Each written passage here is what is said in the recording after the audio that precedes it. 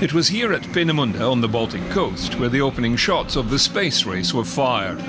Not an auspicious occasion. The backdrop to this extraordinary effort was World War. The chief engineer did mutter, however, the rocket functioned perfectly, it just hit the wrong planet. Time and tide have changed that frontier. Now science and commercial imperatives lead the way. Our push into the new frontier is now genuine and humane, guided by science and the hunger for discovery. Soon it will be underpinned by the commercial realities of tourism and mining. Research and engineering advances are ongoing. New communications and sensing technologies, new space systems for advanced aerobraking, new materials and manufacturing processes for new spacecraft, and safer launch systems. All aimed squarely at a return to the moon.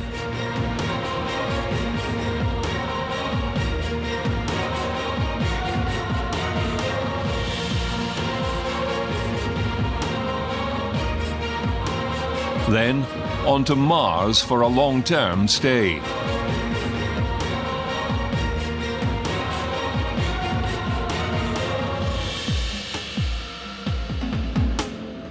The human flight component would like to see an experiment where resources on the surface of Mars, from the rocks or the atmosphere, could be used to generate fuel or other parts that would enable future exploration in cutting the tie, so to speak, to Earth. So you wouldn't necessarily have to bring everything with you. You can actually manufacture it on the planet. And that's a really exciting additional component that we've been exploring and analyzing in this work.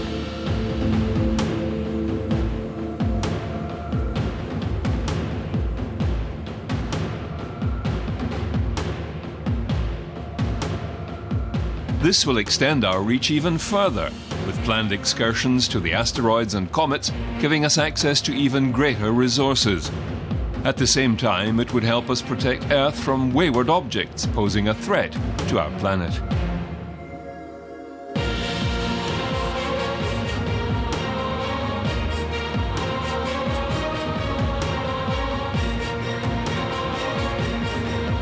Then there is the challenge of the greater solar system, visiting the outer planets and their moons. Jupiter's Europa, Callisto, Ganymede.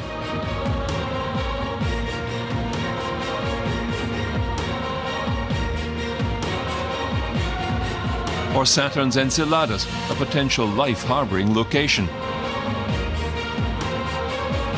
Or cloud-covered Titan, which holds vast hydrocarbon resources.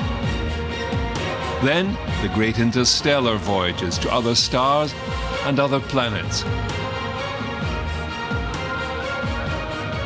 Like HD 189733b, a gas giant. Or Gliese 1214b, a water world. Or even Kepler 186f, a nearby Earth-like planet.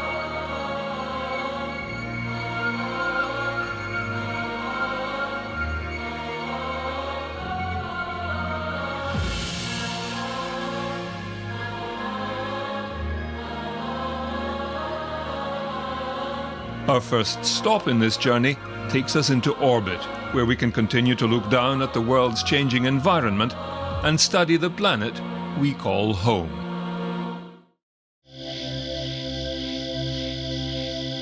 We humans are mere passengers on board this vessel called Earth. We cannot control the direction she takes, how fast she spins, but we can influence her complex and dynamic ecological climate engine. To study this machine that sustains us, scientists have used satellites as one of their primary tools. Of the 6,600 satellites launched so far, some 3,600 remain in orbit, with only 1,000 still operational. There are two main sorts of satellites that we use for weather forecasting. The first sort is the geostationary satellite. Now, these geostationary satellites are launched into orbit at 36,000 kilometers above the Earth's surface. And at this height, they orbit the Earth precisely once per day. I can illustrate it like this. The Earth rotates around its axis on a 24-hour basis, and at the same time, the satellite orbits the Earth, so it always stays over the same point of the Earth. In this way, it takes an image of the Earth now with our MSG series every 15 minutes, and it can provide very high rapid update cycles from that data. The other main sort of weather satellites we have are the polar orbiters. Now these orbit the Earth at a much lower altitude, about 800 kilometers, and they orbit pretty much over the North and South Pole in what we call a sun-synchronous orbit. Now because they're much lower down, they're able to provide us with a much more detailed view of the Earth and the atmosphere. The complexity of the Earth climate model is due to a range of variable inputs, from solar radiation, solar winds, magnetic fields, gravity, thermal absorption, to water temperature and salinity, ice and cloud coverage, carbon dioxide and other trace gases in the atmosphere, to name just a few. The first order of business has been to monitor our weather.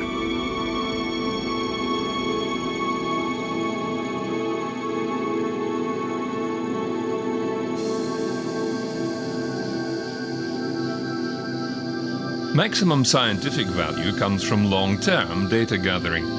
It has to be reliable, continuous and uninterrupted. To this end, ESA and EUMETSAT have launched their latest satellite, METOP-B. METOP-B is particularly important to provide continuity of this data. This data has the largest single impact into the weather forecasting system. So it's very important that we maintain this capability, and for climate purposes it's very important that we maintain a continuous record in time. Apart from accurate weather data, it also carries a GOME, or Global Ozone Monitoring Experiment. It monitors ozone concentrations in the polar regions. This is an instrument that measures in the ultraviolet and visible part of the spectrum to retrieve information on the ozone structure in the atmosphere, which is particularly important for understanding the recovery of the ozone hole, and also it's now used within weather forecasting itself. Weather forecasting is important for everybody because weather impacts a large amount of society, economic aspects. It impacts everyday's life. Satellites improve weather forecasting, so improved forecasting enables us to provide earlier warnings, better warnings, give us more time to warn.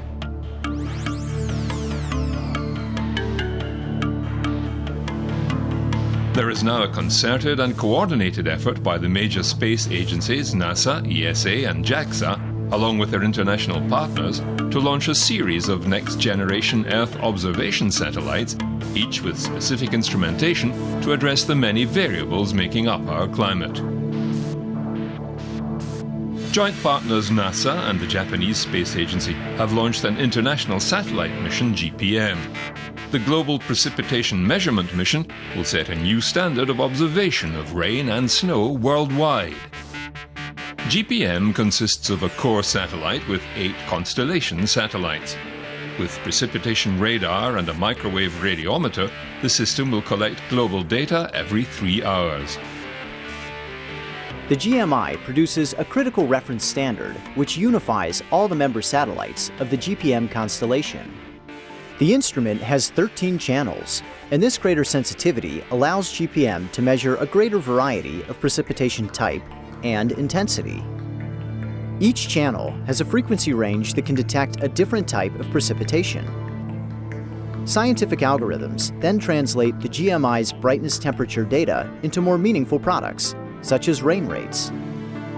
Because GPM's coverage extends beyond the tropics, measuring storms like these in the mid and high latitudes will improve and expand the global view of precipitation.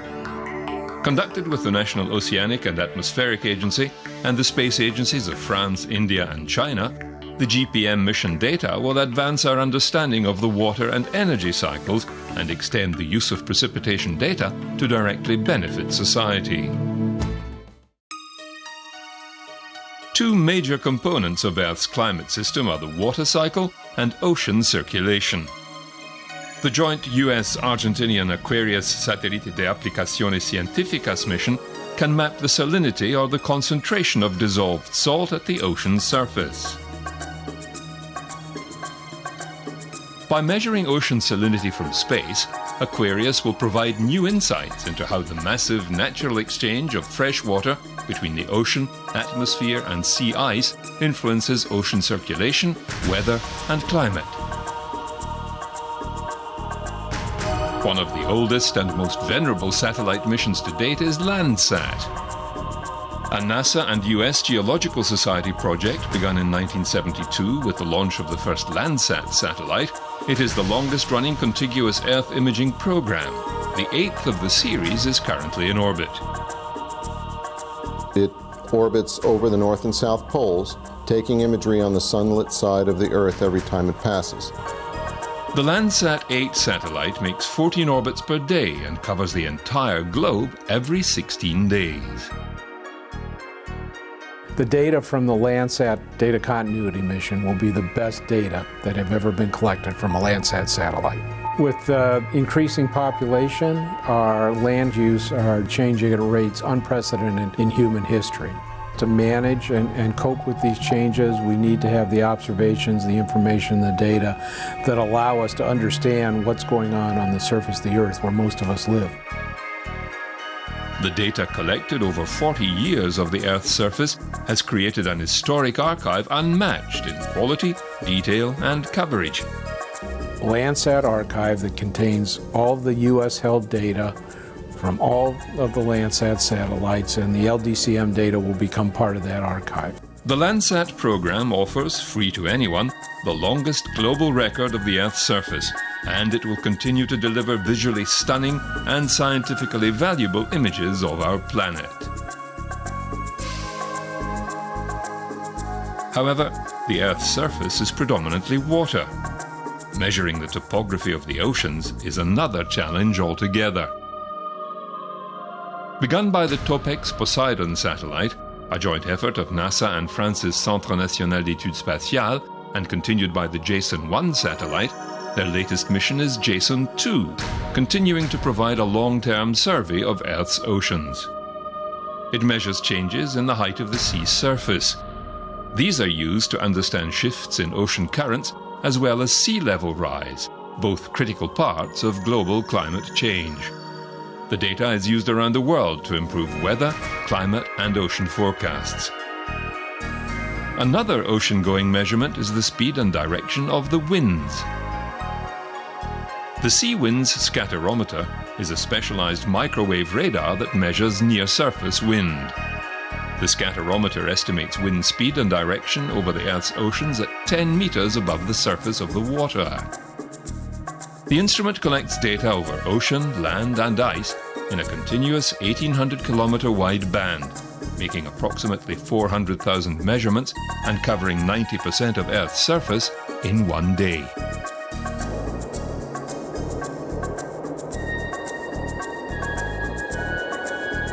Earlier satellites could only image the uppermost layers of clouds. CloudSat was among the first satellites to study clouds on a global basis.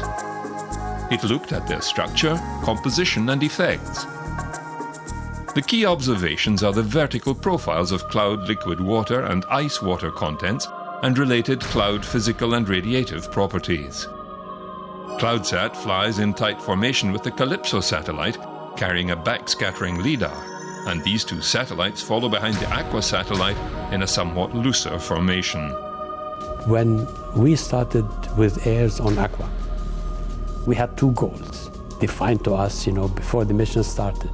One, provide data to the nation's weather forecasting center, which is NOAA, and improve weather forecasting. So that was the first goal achieved, and we, the science team, felt good. The second goal was improve our understanding of the climate system, the water vapor. That is the main mechanism by which weather and climate is formed here on Earth. The combination of data from the three satellites provides a rich source of information, that can be used to assess the role of clouds in both weather and climate. The European Space Agency's Earth Explorer program has seen several high-tech satellites play their part in our understanding of the global climate. We have launched 3 missions, meanwhile, with fantastic results and very innovative technology. SMOS, the Soil Moisture and Salinity Satellite, observed soil moisture over the land and salinity in the oceans. Cryosat, the ice mission, measured the thickness of the massive ice sheets over Greenland and Antarctica and the marine ice in the Arctic.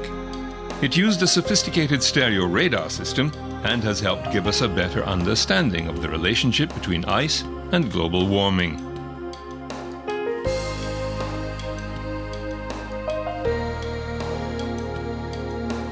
GOCHE measured Earth's gravity field with unprecedented accuracy. A geoid model is crucial for deriving accurate measurements of ocean circulation and sea level change, both of which are affected by climate change. This data revealed the Earth to be lumpy and quite variable across the planet. It has led to a new map of the boundary between the Earth's crust and mantle. Another piece in the climate puzzle, and a critical one, is the Earth's magnetic field. The Earth magnetic field is our lifesaver, there's no doubt about this. This shield is basically protecting us from the harmful effect of the solar wind, these high energy particles that the sun is constantly bombarding us with, and this shield is really essential for us and for our protection. The main magnetic field of the Earth is changing in time, and it is weakening by a factor of, let's say, 10–15% or so over the last 200 years. And what's actually going on in the outer core of the planet is what we really try to find out. The magnetometer package on board Swarm, it measures the magnitude and also the direction of the Earth magnetic field.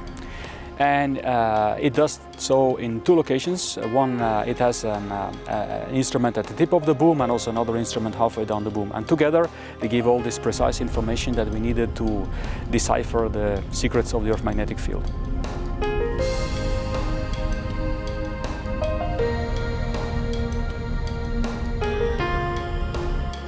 ESA is now developing a new family of missions called Sentinels as part of their Copernicus program. It is not sufficient to monitor the evolution of the ice cap or to monitor the sea level rise during 5 years and then stop. We really need to monitor those things over a very long time period. And this is what Copernicus will bring. It will bring a long-term frame for continuous monitoring of our environment. Sentinel-1A is the first of a 2-satellite mission that will scan land and oceans using advanced radar to deliver imagery regardless of weather. Copernicus is the most ambitious Earth observation program to date. The European Space Agency is putting together 6 families of Sentinels that will take care of the objectives of the Copernicus program, monitoring the land, the marine environment, the atmosphere, climate change, and providing a fast response to security and emergencies. In total, there will be 6 Sentinel missions, each pair of satellites devoted to specific observations. Each Sentinel has a specific duty. Sentinel-1 is more specifically tailored to emergency response. Sentinel-2 is focused on monitoring of the land. Sentinel-3, together with Sentinel-6, is focused on the monitoring of the ocean and waters. Sentinel-4, together with Sentinel-5, is specially tailored to the monitoring of the atmosphere. The International Space Station is also host to several climate sensors.